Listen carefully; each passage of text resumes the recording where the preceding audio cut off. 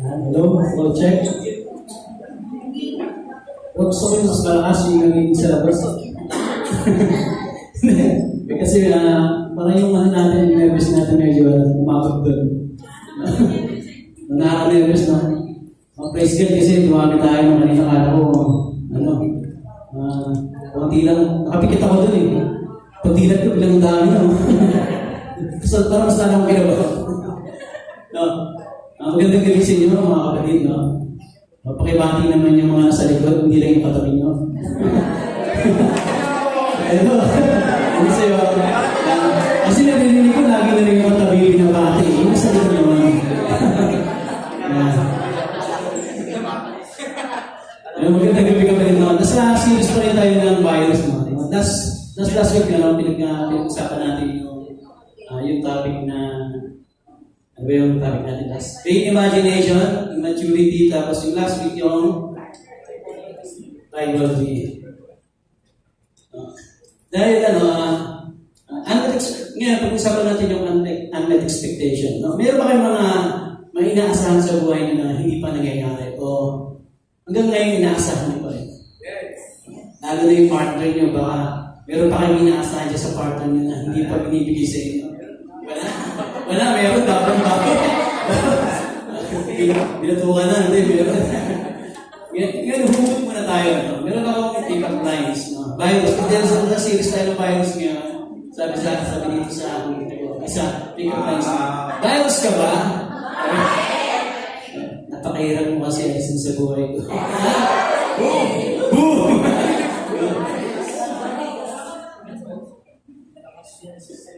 Okay, next. Yan, yun yung hugot abroad.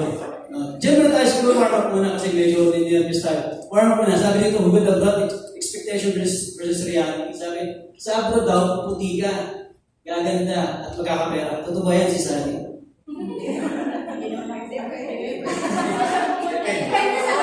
Depende sa lugar. Pero sabi daw naman, ito na yung reality. Sabi, malapit na ma-menopause, puro stress. Nagka-pimples, laging puyat, minsan gutom, daming utang, puro resibo ng ipon, nasira ang pamilya, naging anemic, nirarin yung makatigit sa lahat ng tutulupo pa. Totoo kaya yan, no? Then nakita ko lang yan sa Facebook eh, no? Totoo pala yan, no? Yung next, ayan. Naniniwala ba kayo na pag umorder kayo sa isang restaurant, no? Na-experience nyo ba yan? Pagtingin nyo dun sa restaurant sa mall, na tinuro mo yung in-order mo, tapos pagdating sa'yo, ito yung dumating. Na parang nasagasaan ng piso. Nabili ito pa yun? No? Tapos meron pa, ito pa. Yun. Sino na-experience ng order sa Lazada o Shopee? Tapos ang kapit yung may umorder. Si Bro Arnel, sigurado. Narinig ko na yun. Anos yung add to cart niya, puno yun. Yan. Isipan niyo naman umorder ng iPhone, no? Hindi pa kasi mahal ng iPhone. Mahal ng iPhone. Tapos yung dumating sa inyo, ito. No? Kasi umorder kayo, akala nyo, kasi mura eh. Nakita nyo mura. Yung parang pagdating, napamura. DJ pa lang. Minsan ako experience ko rin yung bagay niya. Hindi ako kasi nung way back to 2015, sa Lora, pamilya kayo sa Lora. Hindi nyo alam, pang mayaman po kasi. Sa Lora, pamilya kayo sa Lora. Ano ka na? Ako na-experience ko yan, kasi ako nag-writer din ako. Minsan yung mga customer, minsan tayo talaga, hindi natin kasi, so galing kasi natin, hindi tayo nagbawasan ng description, no? Pero din sa tao, minsan pwede sa pagpili ng mga asawa natin, ng kapartid natin, minsan, nasa lubong natin doon sa kanto, kinindadang ka lang, tayo na kagad, di ba? No? Ganun din ito sa part na to. Kasi ito na-experience ako, kwento ka na, nung nag-deliver ako, sabi ko sa customer, ito na yung order mo. Sabi niya, nandun sa bitan, sumilip siya dito, sumilip siya sa akin. Kuya, sapatos pa yan? Ganito lang na yung bags. Sabi ko, alam ko na, patay na. Hindi nagbasa ng description. Tapos tingnan ko yung papel. Hindi pala sapatos yung in-order niya. Nakita niya kasi dun sa tawag dito, ano ba tawag doon? Review. Hindi niya binasa mismo yung description. Tinignan niya lang sapatos yun, basta sapatos yun. Pero ang naman pala yung ribbon lang. May pagkita rin sa practice na Darius, sabi ko, hindi pa ako Kristiyano, no? Parang galit pa ako kasi, sinayang ko yung oras ko rin siya pag-deliver na ito. Kuya, pakibalik ko na, cancel na po yan. Kasi alam ko sapatos yan eh. Sabi ko, ma'am, susunod po, basa po kayo, basahin po. Ano nakalagay po dito? Ribbon only. Ribbon, no? Ribbon lang pala sa Darius yung nakalagay ito. Napakamura, 150 pesos. 300. Sabi mo, bali dalawa yung 300. No? Sa lora po yun, ha? Hindi sila po kasi yun. So, sa buhay natin, gano'n din talaga, no? Minsan, di natin alam. No, yung tao pa lang nakasama natin, hindi natin masyado kilala. Kasi hindi natin masyado kinabisado o kinilangan itong tao. Kaya minsan may nakakala tayo na hindi natin inaasahan. Ito yung unmet expectation. Yung may na-expect ka sa tao ko na hindi mo inaasahan. No? Next. Yan. Ganito rin ba kayo sa social media? Asawa. Uy, parang may ngumingiwi. At mga ganun. Nakita ko ngumingiwi. Ganito rin ba kayo sa social media? No? Hindi. No? Tapos ganyan kayo ka-sweet. No? Tapos, ang totoo pala, ganyan pala kayo. Halos maubos yung takong. Ganyan pala kayo pag nag-away kayo. Ganyan yung nangyayari. Kasi hindi mo talaga kilala yung sister mo o yung misis mo. Hindi talaga kayo masyadong magkakilala. Kasi hindi mo masyado siya. No? Parang hindi mo naman niligawan yata eh. Yung parang nagkakindatan lang tapos sinabi ka, will you be my girlfriend? Yes. Sunod, will you marry me? Yes. No, yes kagad eh. Nung nagsama lang, ano ka ba maglaba? No. Nung magugulat ka, di pa naman marunong. No, kasi nagkakindatan nga lang kayo eh, di ba? Next, yan. Experience yun ba na kinasal na rito? O sa mga church o sa Pasko, na kumuha kayo ng catering. O, sino na-experience ng kasal na? Sino ba kinasal na? Hindi ba kayo kinasal? Wala kayong cake? Wala kayong cake. Wala kayong cake na kinasal kayo. Sinakal. Ayan. No, sa kasal ninyo, meron kayong hindi inaasang nangyari, no? Water kayo sa catering ng cake, no? Water kayo ng MC, meron kayong photographer, meron kayong videographer, pero meron kayong mga hindi talaga na inaasahan na mangyayari. Naakala nyo magiging perfect yung kasal ninyo. No? Sabi dito, unmet expectation. If your wedding day did not go as planned, how much more your marriage? Na kung yung mga kasal mo hindi naging maganda, hindi inaasahan mo, paano pa kaya yung pagsasama mo yung partner, no? Sabi dito, ito, yan. Kilala niyo ba si Naaman? Sino nakakilala kayo Naaman? Ano yung story niya, di ba? Si Naaman, isa siyang Syrian general. Itong tao ko, isa sa may pinakamataas na expectation sa Biblia, sa Bible. No? Si Naaman, may sakit siya sa kabila na, magaling siya magmulad kasi ginigilala siya ng mga hari na pinakamagaling kasi parang ginagawa ito ng Diyos kaya napapanalo niya yung gera. Papanalo niya. So sa kabila ng lahat, may sakit siya na keto. Yung sa instant mo siguro. Sakit siyang keto. No? Isang araw, narinig niya yung kanyang asawa at yung alipin ng Israelita.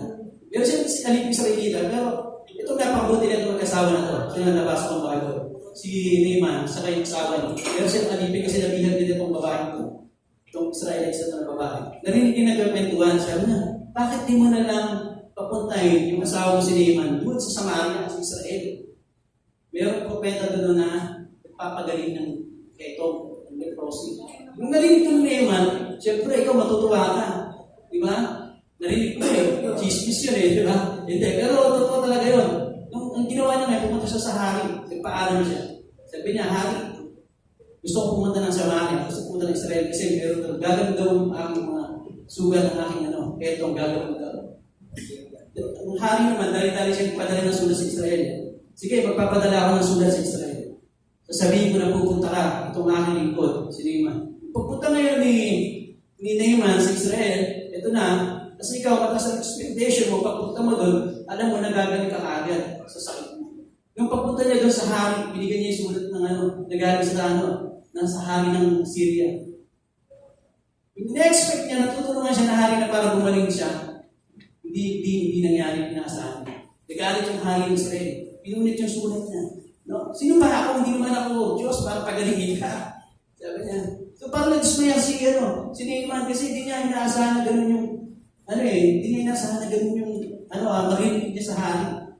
O, nung nalaman nito ni Eliseo, si Propeta Eliseo, sabi niya doon sa hari ng Israel, papuntahin mo sa akin para malaman nila na mayroong propeta ang Israel. Ngayon, siyempre, nagkaroon ng pagkasa ulit si Naaman. Nung pumunta siya sa lugar ni Eliseo, nagmadali siya, dala niya yung mga ginto, kasi ito yung parang parang pambayad Parang, offering niya. So, offering niya, dala-dala niya. Ngayon, pagpunta niya doon, pumatok siya doon sa bahay ni Eliseo. Sabi niya, yung inaasahan, hindi na naman nangyari. Kasi ang umarap sa kanya, yung tauhan ni Eliseo. Hindi siya hinarap ni Eliseo. Pinapasabi po ni Propeta Eliseo, pumunta raw kayo sa Ilog Jordan, lumublog daw kayo 7 beses. No? Lumublog daw kayo 7 beses. Nagalit na naman si Eliseo. Nagalit na naman si Naaman. Kaya yung nangyari, sabi niya, na marinig ito, galit na umalis si Naaman. Sinabi niya, akala ko pa na may sasalubungin niya ako.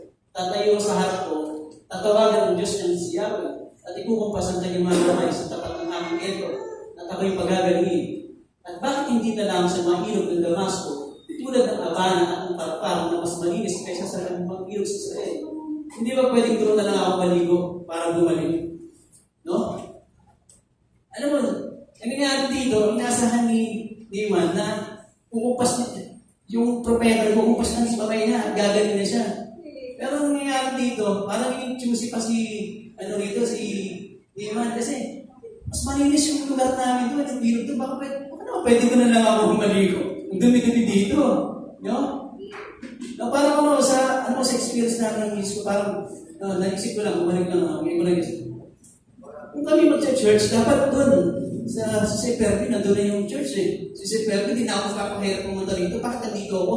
Ang layo ng dito, nagpupunta pa kami, misis ko, ang layo pa. So parang naisip ko lang, so parang gano'n din nangyari sa kailangan sa akin. So, dito ako lalago, dito ako gagaling. Bakit hindi ako dito magpapahirap pumunta? That's true. That's true. Yeah. Sabi nito, expectation.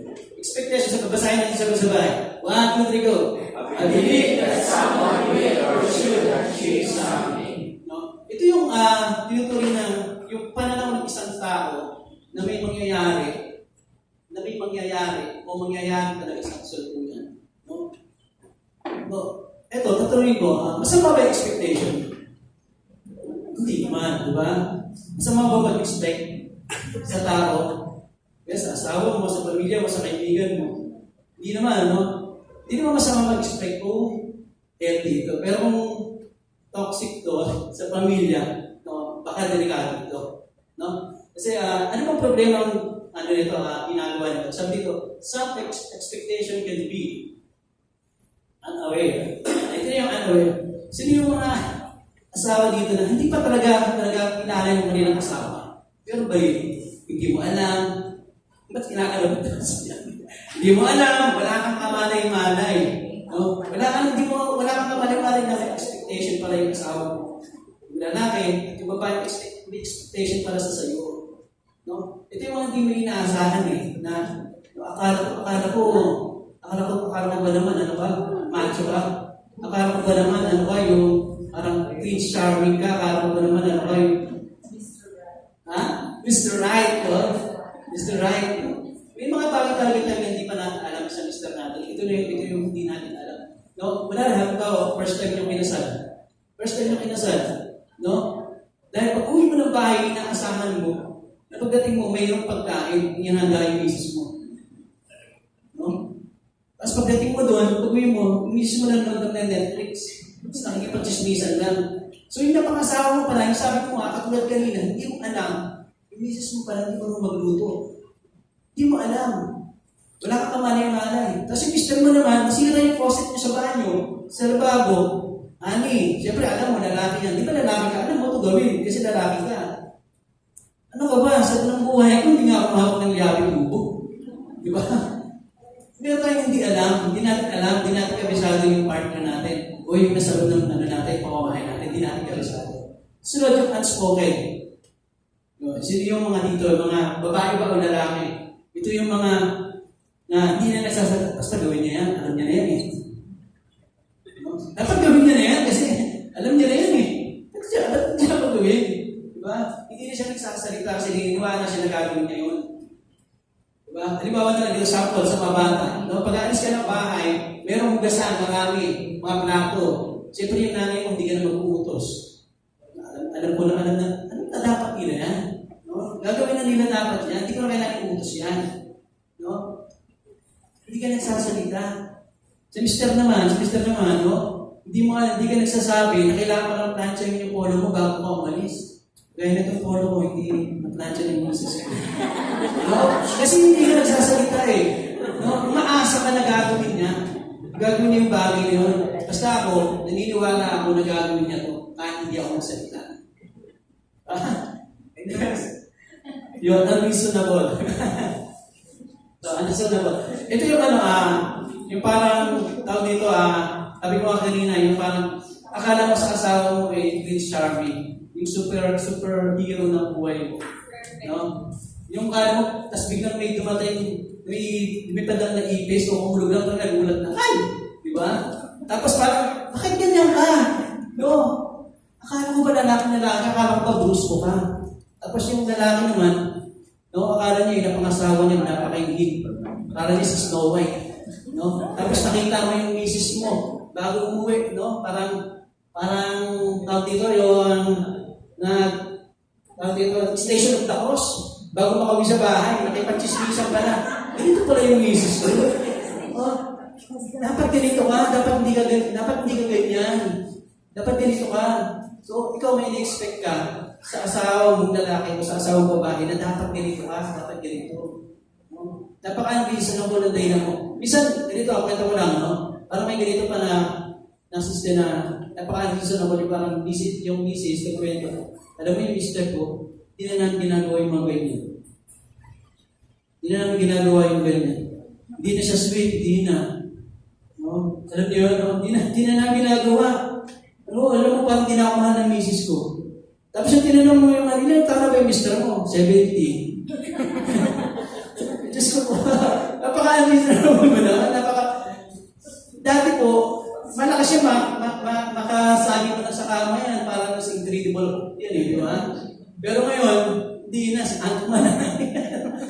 Hindi na katulad ng dati. So may mga gano'n nagdidiman talaga ng mga babae, mga kahit lalaki na hinahanap pa rin nila yung mga gano'ng bagay. Pero napaka-unreasonable na nila para pag-awayan yung mga gano'ng bagay.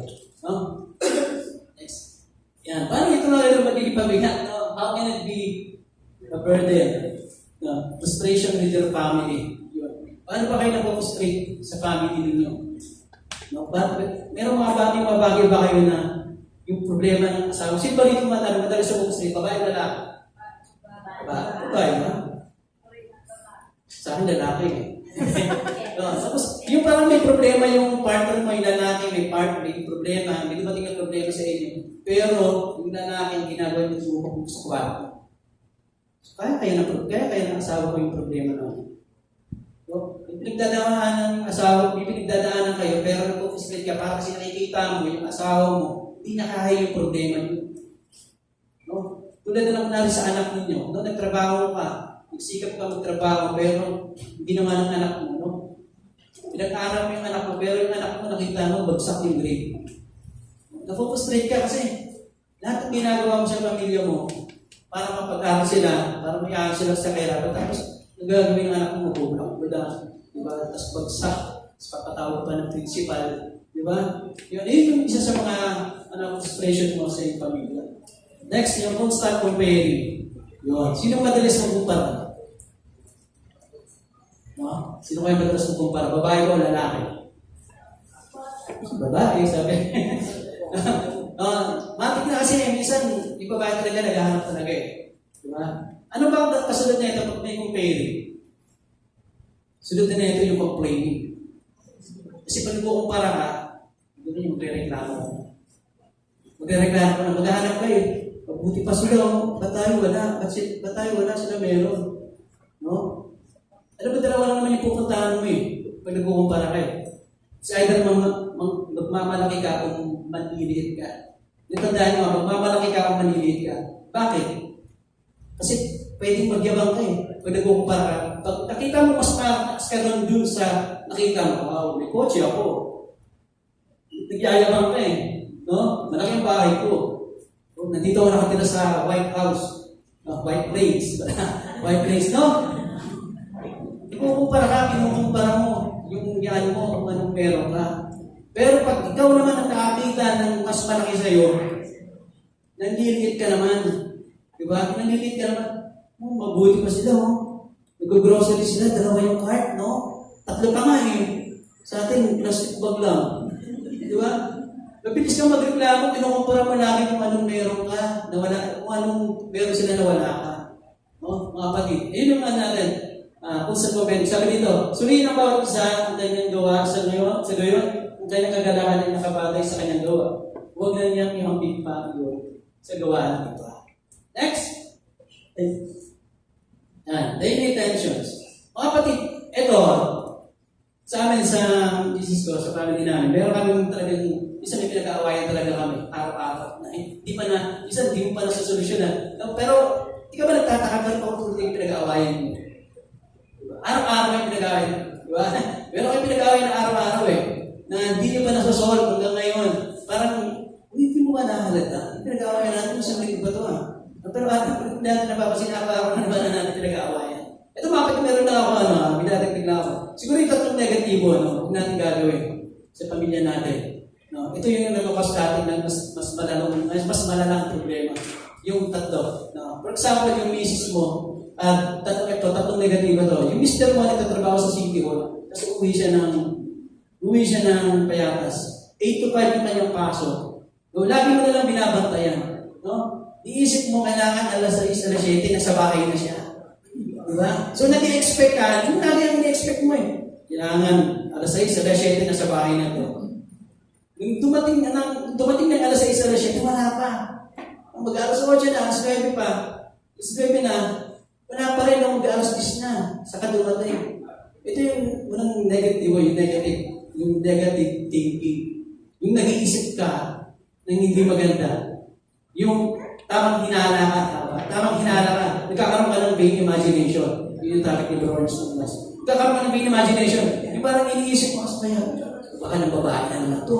Baka napagkwentuhan na naman sa mga babae din sa trabaho niya. No?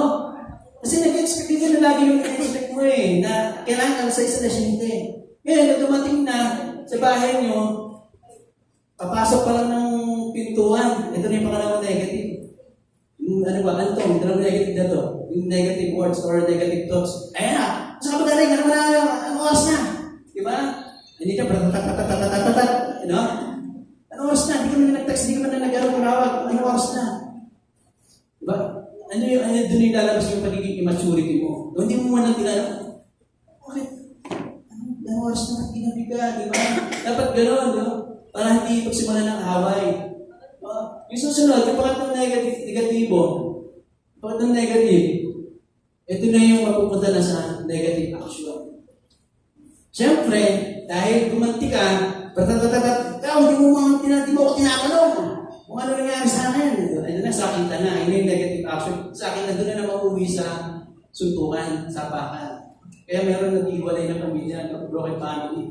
Hindi mo na ako tinanong, nasiraan ako, nagtulak ako, wala si Tiwa na dito sa Payatas.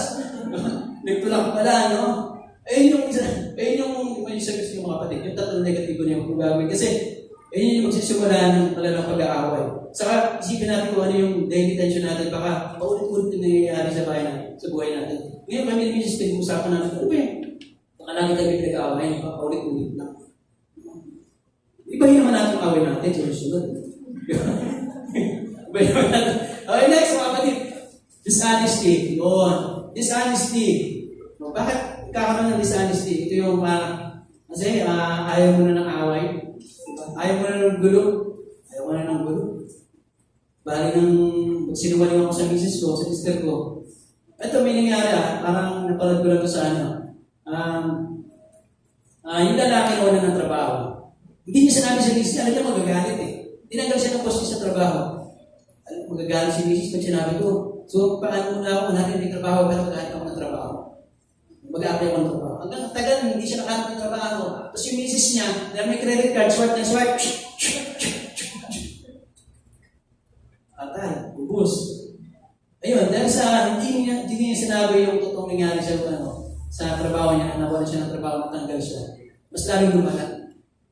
Kasi yung misis niya naging kampante. Diba? Punta tayong lander, swipe tayo doon. No? Masarap yung pagkain doon. Diba? Kaya mga kapatid, ito yung pinakaiwasan natin yung hindi natin masyadong pinakausap yung misis natin, yung sister natin, hindi natin inaamin kung ano yung mga kasi yung mga pagkakamali nga natin, hindi natin inaamin eh. May mga kasalanan natin. Diba? Oo, talagang may mga ganun. Kaya bisan talagang hindi natin inaamin kasi para maiwasan yung gulo. Next, yun, what ifs? Ito yung napakadelikado sa lahat. Sa akin, ito yung pinakadelikado sa lahat. Yung parang, dito na yung pag nag-aaway kayo, madali kasi po dito eh. Ano kaya? Ano kaya kung maghiwalay na lang tayo? Ano kaya kung mag-abroad na lang tayo? Ano kaya kung mag-abroad na ako? Ano kaya kung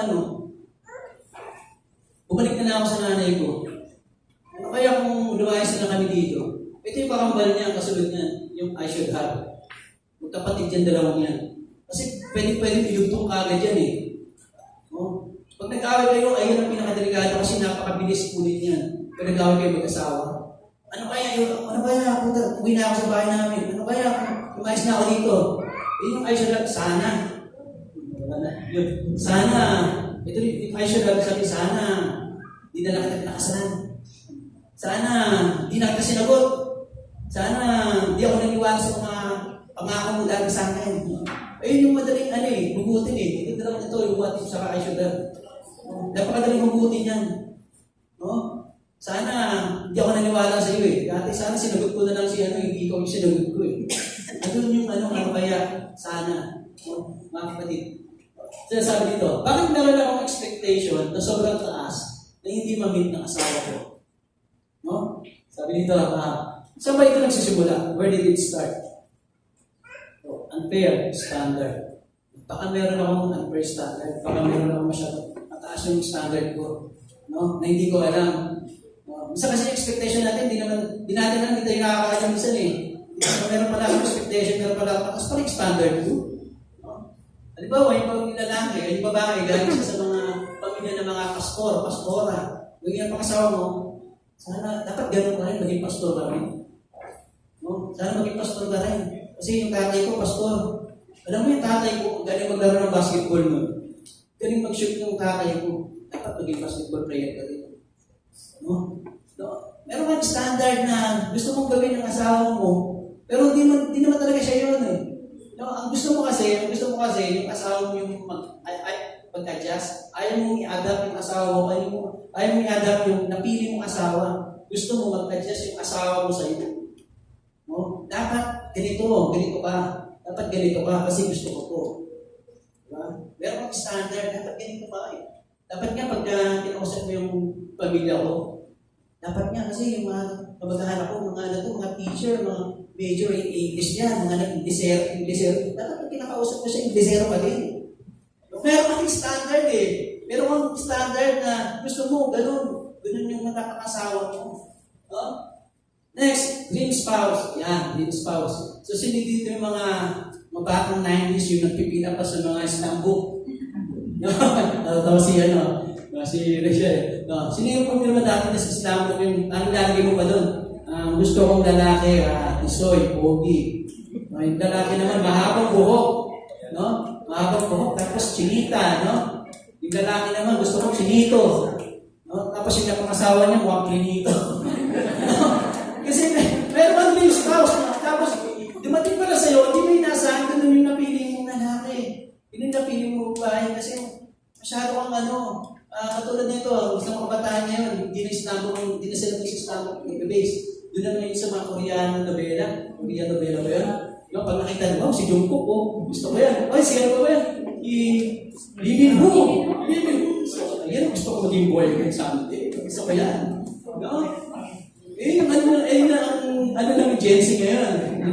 Mga millennials. Doon sila nag-base ngayon sa pagpili ng kanilang mapapakasawa. Yung mga pinakaharap nilang lalaki. No? Promises made. Yan. Ito, promises made. Ito na yung parang mga lalaki, sino yung nangako dyan sa mga asawa nyo? Yung nililigawan nyo pa lang. Nililigawan nyo pa lang. Lalo na yung mga kabataan yun.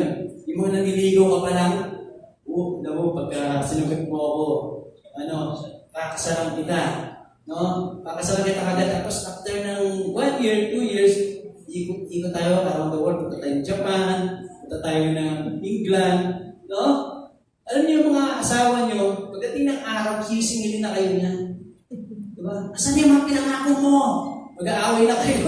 Asan yung mga pinangako mo? Sabi mo, pakasalan mo ako sa simbahan. Sabi mo, mag-iikutin natin ng mag-around the world tayo. Pero ako, nandito na ako sa bahay. Naglalakada pa. Diba? No?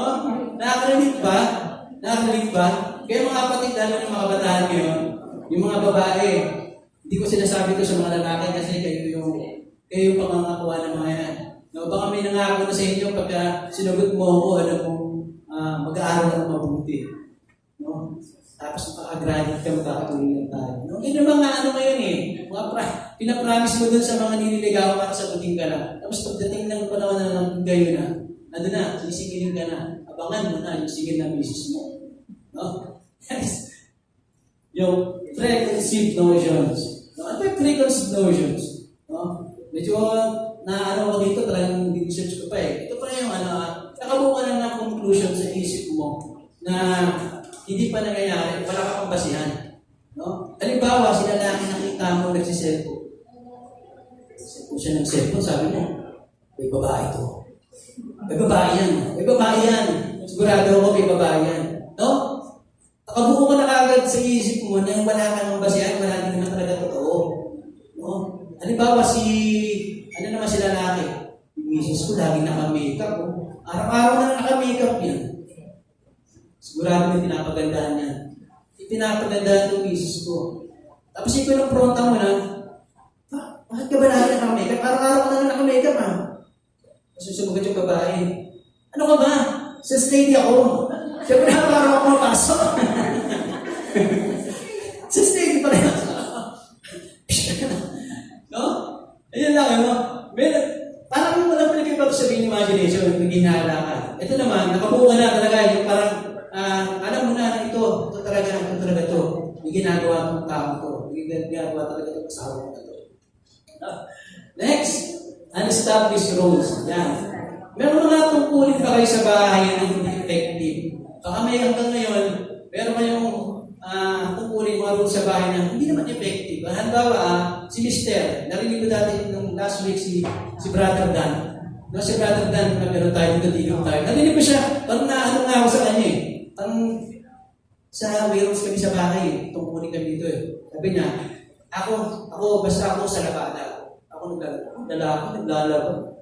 Pero may trabaho yun ha. No? Ngayon yung mga rules niya, baka din kasi siya effective. Diba? Baka kasi pag yung misis niya naglaba, baka babaho pa rin. No? Baka madumi pa rin. No? Tulad na sa pagdidisiplina, ganun din. Siya rin yung nagdisiplina sa anak niya. Kasi pag yung nagdisiplina yung anak ng misis niya, hindi nakikinig sa kanya. So baka kasi siya effective. No? Ito, tanongin ko, yung mga misis, sino yung humawak ng pera? Ng budget? Babae o lalaki sa inyo? Ha? Ay, babae, meron lalaki. Yun. Kasi napag-usapan nyo yan. Kasi baka hindi ka effective. Yung babae baka hindi ka effective sa paghahawak ng pera. Nandarinig ko dito kay Pastor Alex. No? Sa sitwasyon nila, dati ang mahawak si Doc May ng pera. Pero nung dumating yung panahon na parang hindi siya effective, si Pastor Alex na pa rin humawak ng pera. Ako rin humawak kasi gusto sera ka. No? Narinig ko ito, sabi niya, puro ka God will provide, pero wala na tayong pera. Puro kami ang tuloy-provide, pero wala tayong pera. No? Yung sa tuition, parang gano'n din kami ni Mrs. No? Siguro, bro, Anton din gano'n. Kami ni Mrs., nung dumating yung pagsubok namin sa dinasis, ako rin kumahawak ng budget.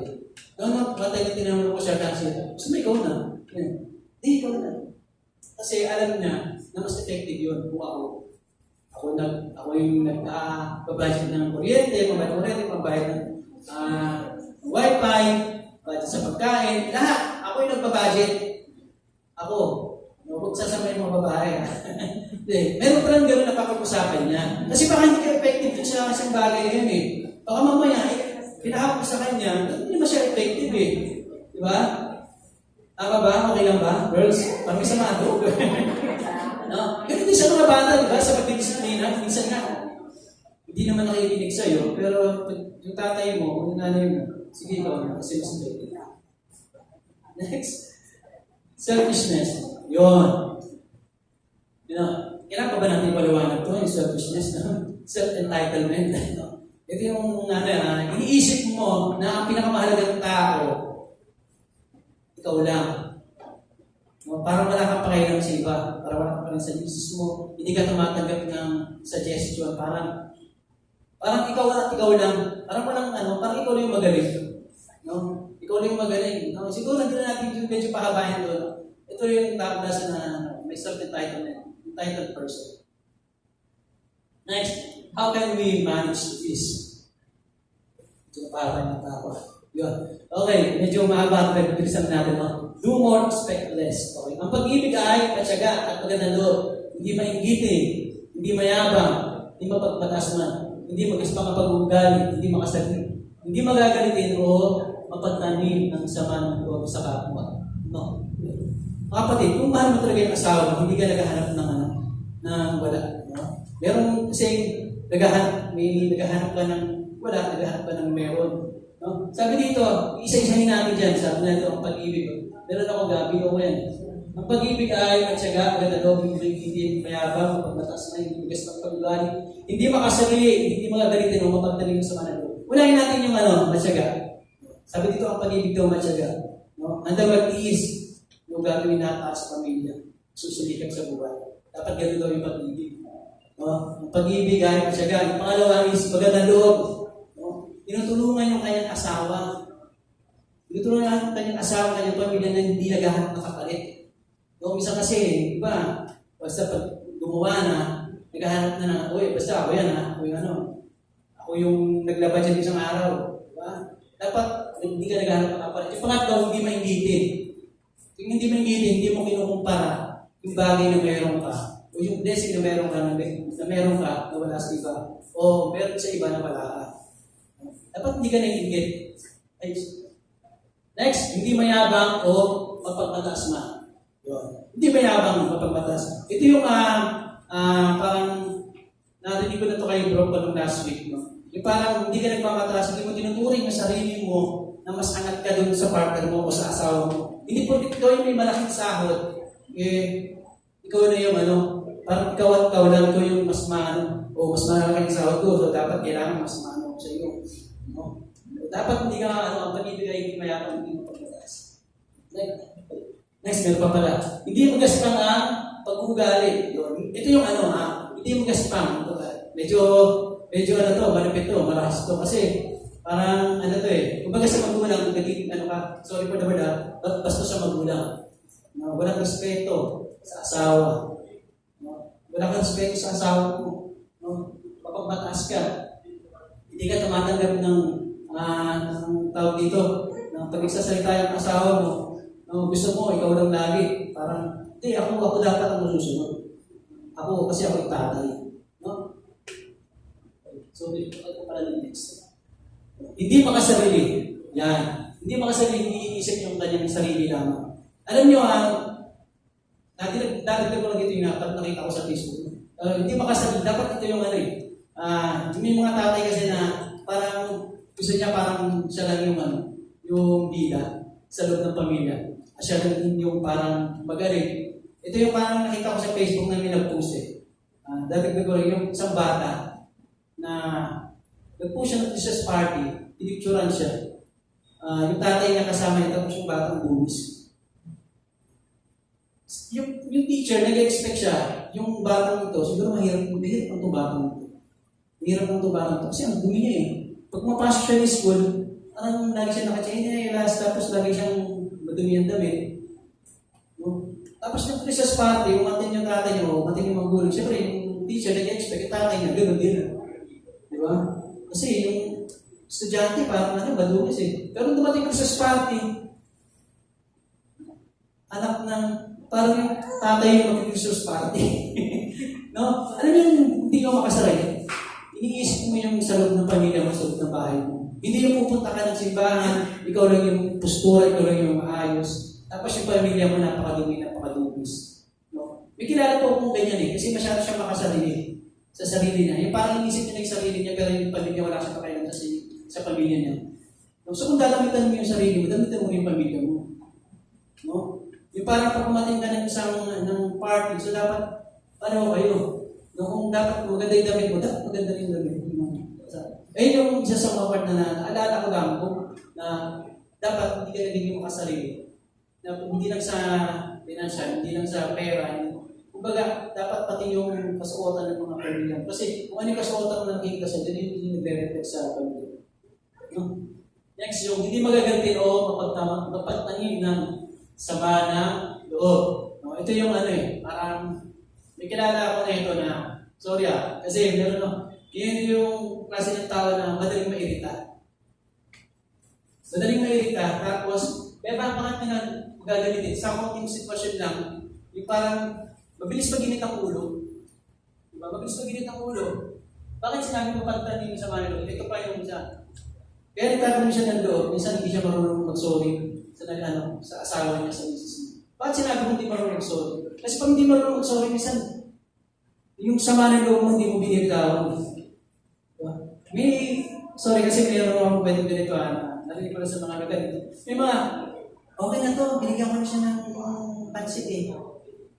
Binigyan ko siya ng regalo. Okay na yan, hindi na ako magsasorry. Diba? Hindi na ako magsasorry, okay. Okay lang ba sa inyo, mga babae, sa mga asawa? Okay lang ba yung mister niya, hindi nagsasorry sa inyo? Diba? Diba parang ang bigat sa loob nun?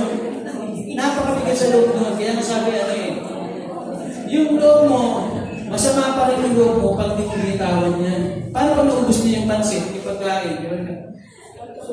Pero yung sorry, kasi pinaka-dagas yung sorry, kasi sorry ka, wala ka nang kinikilim sa loob mo. Diba? Wala ka nang kinikilim. Hindi ka na nagkakalim. Kahit yung misis mo, pag nag-sorry ka, luluwag din yung hininga ng misis mo. Diba? So, hindi ka na nagtatanim ng sama ng loob kasi narinig mo yung sorry mo. No? Inaamin mo yung pagkakamali mo. No? Next. Sabi dito, count your blessing, not what you're missing. Sinabi na kanyang asawa, manatili ka pa bang matuwid? Sumpahin mo ang Diyos at nang mamatay ka na. No? No? Ang sagot ni Job, hindi mo naiintindihan ng iyong sinasabi. Pagpapala ng ba ang tatanggapin mo sa Diyos? Hindi ba natin tatanggapin kung bigyan na tayo ng pagdurusa sa kabila ng kanyang paghihirap? Hindi nagsalita si Job yung dagat sa Diyos. No? Alam niyo naman siguro yung kwento ni Job, no? No? Siguro mabilisan naman, medyo na tayo. Si Job, meron siya sa kumbaga panabog ko ng Diyos eh. Kumbaga parang ito yung dakilang, kumbaga si Job siya yung may dakilang paglilingkod sa Panginoon. Kumbaga, si Job kasi, ito yung, siya yung, sabi ng Diyos, subupin mo ang aking alagad, sabi niya doon sa kay Satanas. Kasi hindi kay Satanas, sa Panginoon Diyos na, kaya lang naman ganyan niya, sumusunod sa iyo kasi binibigay mo lahat eh, mayaman siya, marami siyang tupa, libo-libo ang tupa niya, diba, libo-libo, marami siyang kayamanan. Kaya naman ganyan niya kasi mayaman siya. Subukin mo, tanggalin mo lahat ng kayamanan niya. Diba? Kaya sabi ng Panginoon Diyos, sige, pero huwag mo nang papatayin. Diba? Huwag mo nang papatayin. Pero ang nangyari, diba? Pinuha sa kanya lahat. Meron siya 10 anak. 7 yung lalaki, 3 yung babae. Pumatay lahat. Pinatay lahat yun. Pinuha lahat sa kanya. Pati kayamanan niya. Pero anong ginawa niya? Hindi pa rin siya, Hindi pa rin siya bumitaw sa Panginoon. Kaya sabi ng asawa niya, no? Sabi niya, mananatili ka pa bang matubig? Sumpahin mo ang Diyos at mamatay ka na. Grabe, no? No? May mga ganyan pa, misis. May mga ganyan pa. Ano ba sa dami-dami ng, sa dinami-dami ng blessing na maging sa buhay niyo, mag-asawa, sabi ng misis ko, naranasan namin yung maging okay kami sa finances. Lahat nabibili na kung ano yung gusto niya. Pero nung dumating yung pagsubok sa amin, no, praise God, hindi kami bumitaw ng asawa. Amen. No? Sana, ganun din si Job. No? Ganun din si Job. Sabi niya, hindi ba natin tatanggapin kung bigyan niya tayo ng pagdurusa? Yung mga pagsubok sa buhay, minsan nagiging blessing sa atin yan. Diba? Minsan nga, yung mga pagsubok, dyan tayo sinusubok talaga para maging mas matatag tayo sa buhay. Diba? Next. Ito. Doon nabalikan na natin kanina. Remove the what ifs and should have. Kung ba mo tatanong kung bakit mabuti nung araw kaysa ngayon? Pagkat yan tanong na walang katuturan. Nabalikan na natin kanina, katulad kanina, what ifs and I should have. No, yung ano kaya, ano sana. So, tanggalin natin yun. Kasi yun ang pinakatikado kay maraming kakaroon ng broken family. Ano kaya, magwalay na tayo, sana di na namin pinakasalan. No, binabalik natin yung nakaraan. No, huwag na natin balikan yung nakaraan kasi ano na yun, wala na yung past na yun. Next, balikan natin yung kwento ni Naaman. Sabi ko niya dito, narinig ito, ganito pa si Naaman. Sinabi na akala pa na may sasalubin niya ako, tatayo sa harap ko matatawagan ng Diyos, niyang si Yahweh at kukumpas ang kanyang mga kamay sa tapat ng aking keso at ako'y pagagalingin.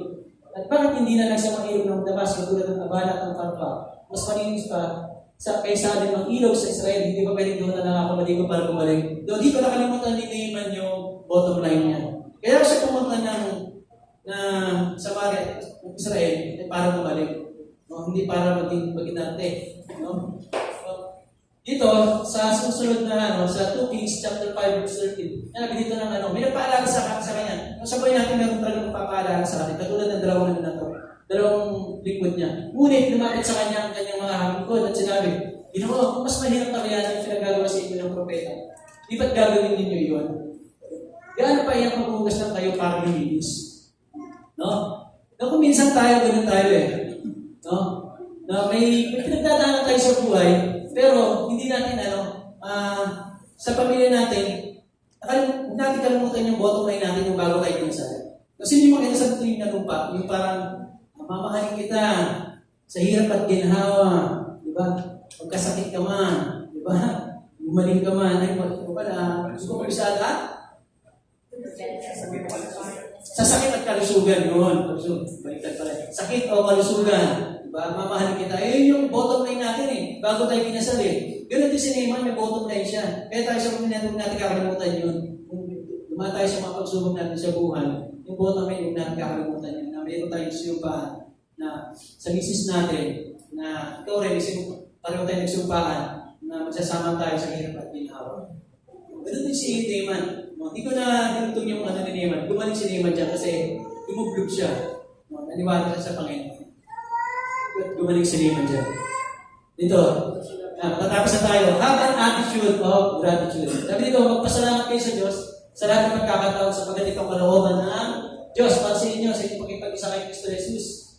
Sabi dito, meron tayong 3 points. Thank God in all circumstances. Sabi dito, magpasalamat tayo sa Diyos na lahat ng pagkakataon.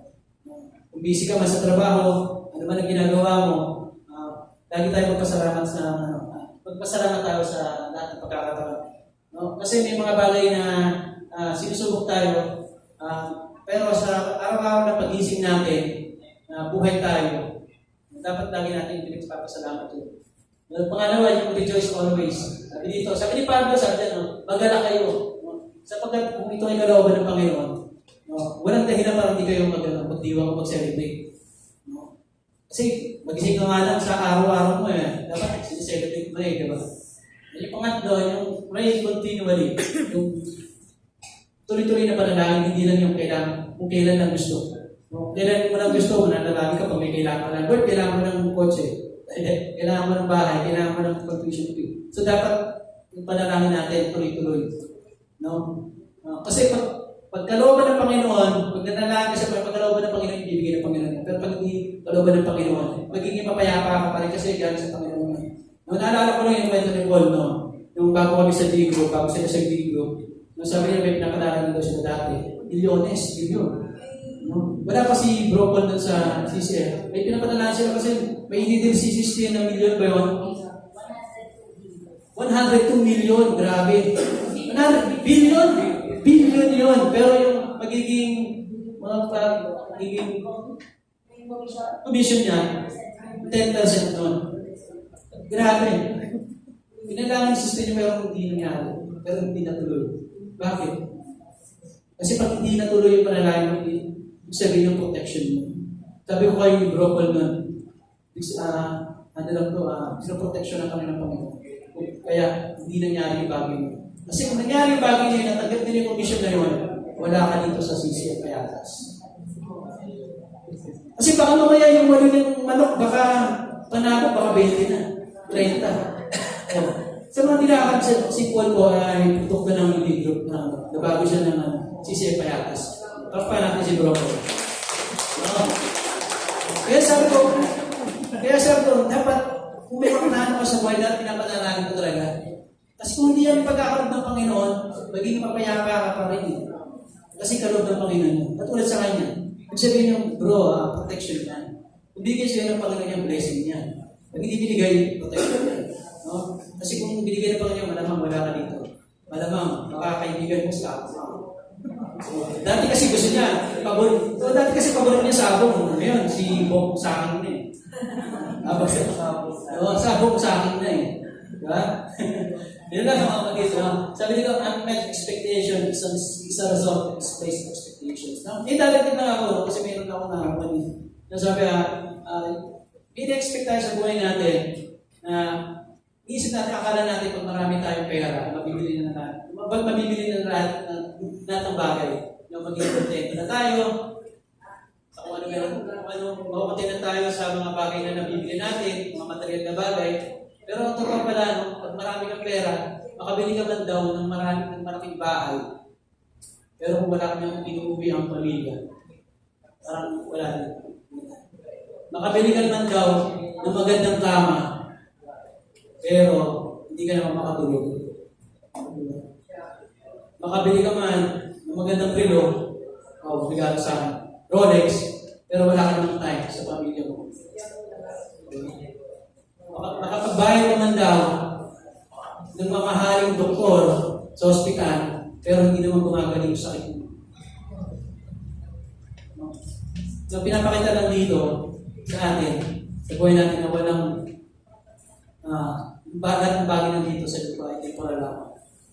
Kung nag-expect tayo ng mas malaki, siguro mas tutuwa natin ipanalangin sa Panginoon kung ano yung dapat na ibigay para sa atin. Amen? Amen. Amen. Yun, tapos tayo, medyo overtime tayo. Next, ito yung discussion natin. I-pray muna tayo, no? Okay. Yes, Lord, thank you. Maraming salamat po sa dating ito, Panginoon. Lord, maraming salamat po, Panginoon, sa mga tao, Panginoon. Dito ngayon nakinig, Panginoon. Dito yung salita, Panginoon. Maraming salamat po sa sa banal na salita mo, Panginoon, na inaaral, Panginoon. Lord, hindi po ako magaling, hindi po ako kasing galing ng mga tao. In-expect, no? Pero, Panginoon, nagigawala ko, Panginoon, na ikaw yung dala sa akin dito sa harap na ito, Panginoon. Maraming salamat po sa biyaya, Panginoon. Gabay niyo po yung mga tao nandito, Panginoon. Hindi ko po alam kung ano yung kadaanan ng bawat sa Panginoon, Lord. Pero yung Panginoon, bigyan niyo po sila ng katatagan ng loob, Panginoon, harap niyo mapagsubok nila sa buhay, Panginoon. At huwag silang matina kung ano man yung mapagsubok nila kay Satanas, kung ano man yung bubulong sa kanila, Panginoon. Magkaroon pa rin sila ng pusong paglilingkod sa iyo, Panginoon.